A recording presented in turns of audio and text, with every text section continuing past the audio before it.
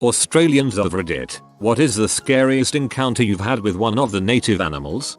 Jesus Christ, thank you for triggering this wonderful childhood memory that I had joyfully buried deep into my subconscious until this moment. One of my childhood friends lived on a big farm in WA, and we'd spend most of the holidays staying at her place doing whatever farm related mischief 2 8-year-olds could get up to all day, then passing out like the dead. Anyway, one morning I woke up and she was sitting on the floor in the middle of the room staring at me. My immediate reaction was, what the crap are you doing? She pointed behind me at the biggest goddamn huntsman I had ever seen, a few inches from my head, just relaxing on the wall having a grand old time. I asked her why the frick she didn't poke me and get me out of bed and preferably to another planet, far away from that monstrosity, and she replied, because a minute ago it was on your face.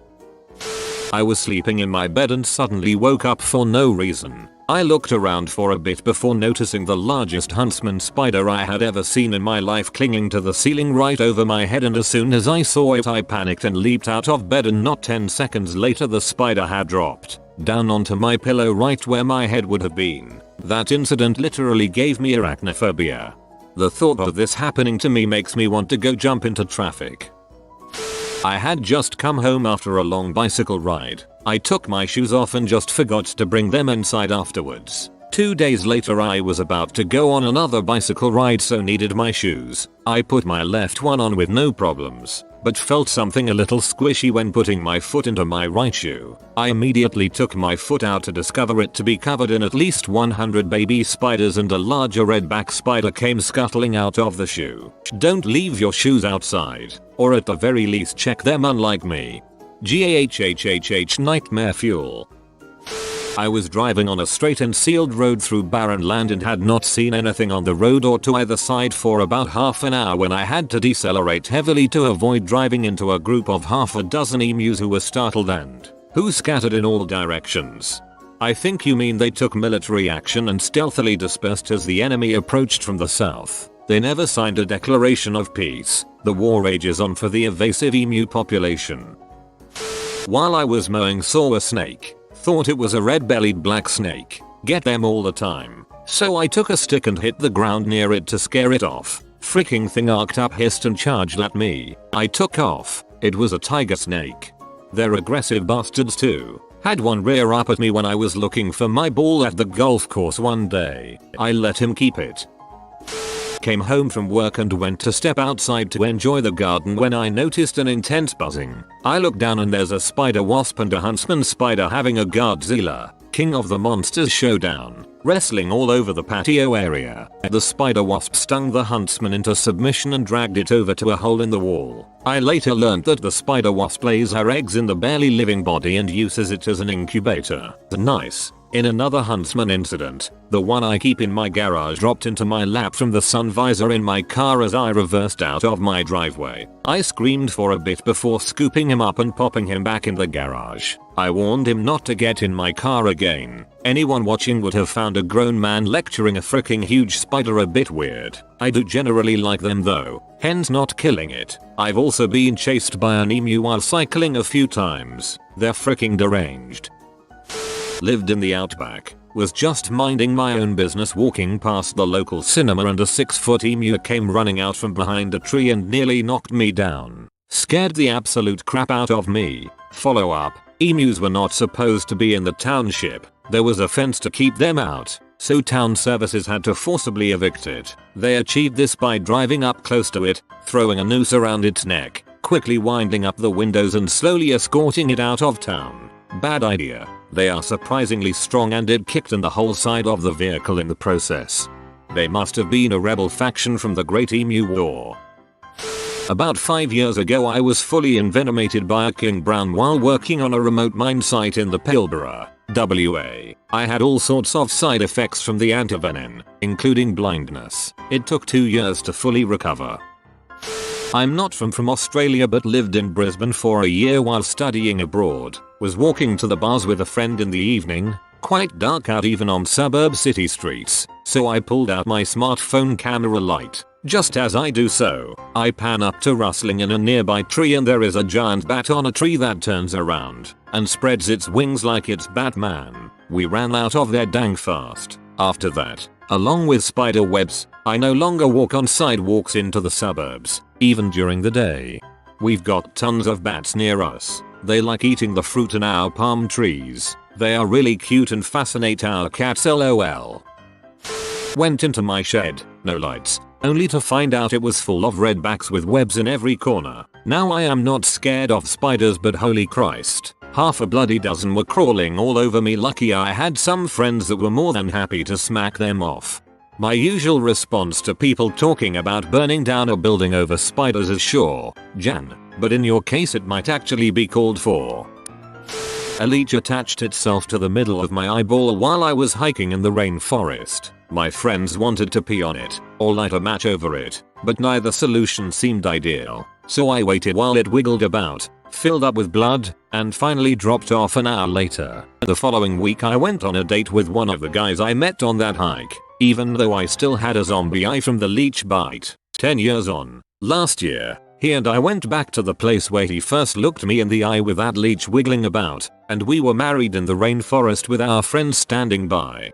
What? Your eyeball? No.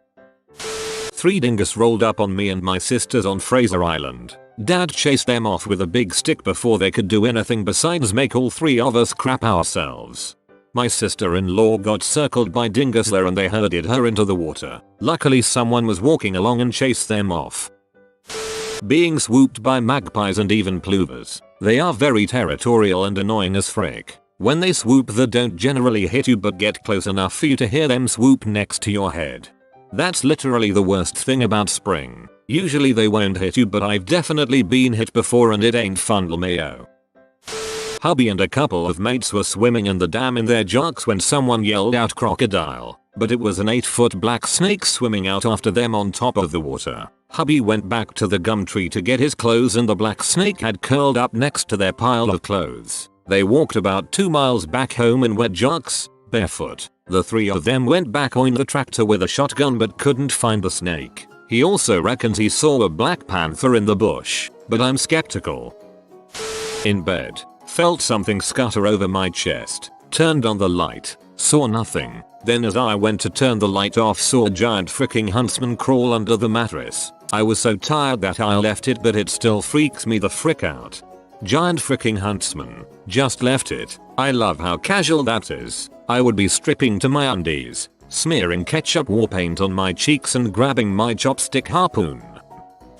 I was bathing in a river when I saw a snake get into the water a few meters away, and it was coming towards me, and it could swim a lot better than I could. Now snakes are bad enough when you can run away, but can't really do that in this situation. So I pee myself as the snake passed beside me and got out of the river on the other side. And then I decided swim time, and really all time in the bush, was over.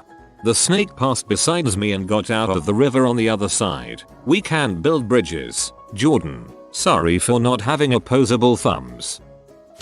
My cat decided to bring a live baby snake into the house. Thanks Bailey.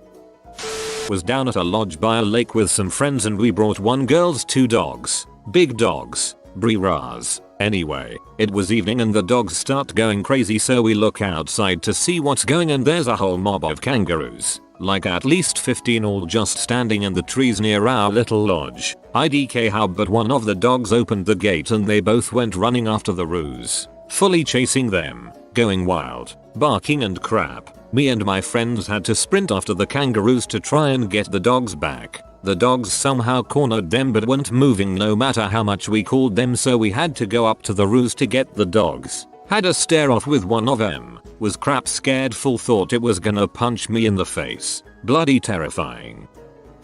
I'd say that time I took off my gumboot that I had been wearing without socks, and a redback spider crawls right out of it. I'm not even sure how I managed to not get bitten that whole time my bare naked foot was sharing a space with it in close quarters. 2 for me, walking through scrubland at the height of summer in flip-flops. I wasn't paying attention and almost tread on a tiger snake. Never ran so fast in my life. When I was 7 I heard what I thought was a Tasmanian devil outside my window. Turns out the blood-curdling sounds from depths of heck were actually 2 possums mating. Didn't call them thongs, not a real Aussie. I live in Sydney, so none, unless you count a shark alarm at Bondi Beach once, or include huntsman spiders deciding to be in the most inconvenient places, like chilling between my car door handle, in my letterbox, perched above my shower, etc. It's just inappropriate behavior on their half. I mean, I saw a snake once on holidays, but it was just a diamond snake, not one of the deadly ones. See, I'm from the UK, and if I see a snake, it's a freaking snake to me. I don't think it's one of the non-deadly ones. I'm out. Man, imagine having to always be on your toes, on the lookout for big frick-off spiders. I was swimming at the beach and was heading out on my boogie board to catch a wave. The waves were huge and the water was crystal clear. I was diving under the waves that were breaking when all of a sudden, as the next wave rose in front of me, I saw it. The biggest freaking jellyfish I've ever seen in my goddamn life. It was inside the wave, right in front of me, and I was being drawn in. I froze for a second, then just turned around and paddled like a freaking maniac. I went over the wave but just kept paddling. Made it to shore and I was done for the day. Actual scariest. Hitting a wombat while driving. Could have seriously fricked up the car, although fortunately for me, my passengers and the car I hit it at 20 km/h after slamming the brakes. This still wasn't fortunate for Clump of Fuzz, which became a pile of blood and muscle and bones and skin on the road. Funniest, 2005, me and NGF are camping. I'm sound asleep. There's a commotion that almost wakes me up. I'm in a deep daze. A wombat has forced its way into our tent, and my ex, who was much more awake than me at this point, is kicking the heavy fuzzball to try to extricate it from the tent. She's strong, but wombats are built of solid muscle and are hard to budge. Eventually it gets the point and fricks off just as I'm waking up. Life lesson. Food is to be locked in the car always. Driving home in the Territorial at night, saw a snake stretched across the road, like, across the road, 4 meters long, maybe more, and the shoulder was too muddy to get around it. I got out, took the flag off my car, mining vehicle, had a 2-meter fiberglass pole for a safety flag, and tried to poke this thing to make it move. No reaction. Actually tried to physically shove it off with the pole, but couldn't get purchase. It hadn't moved, so I figured it was either dead or maybe asleep, so I went to the non-bitty end, thinking I could tug it off the road. The second I touched its tail, the head rears up a good meter off the ground. I stumble back a couple of steps and this thing just stays like that, this grapefruit-sized head swaying a bit. I circle round to the car and climb in, and the thing just unhurriedly slithers into the bush. Touching that snake could have been the last thing I ever did. That thing was easily big enough to wrap me up. Frick the animals. Oz has the gimpy tree. Google it. It is proof that God hates us. One guy accidentally used it as toilet paper. He shot himself. Not me, but one of my good Australian friends had some emus in his backyard and he came back to the mic and said, "Frickin' emus, I swear third time I hit one with a rock this week." Me and my Canadian friend was dying after hearing this and we lost the game because of laughing. You have been visited by the Inspector Doggo. Comment your confession. If you are new to the channel, you can subscribe. I publish new videos every day. Until then, check another video, or don't. Either way, have a great day, you magnificent people.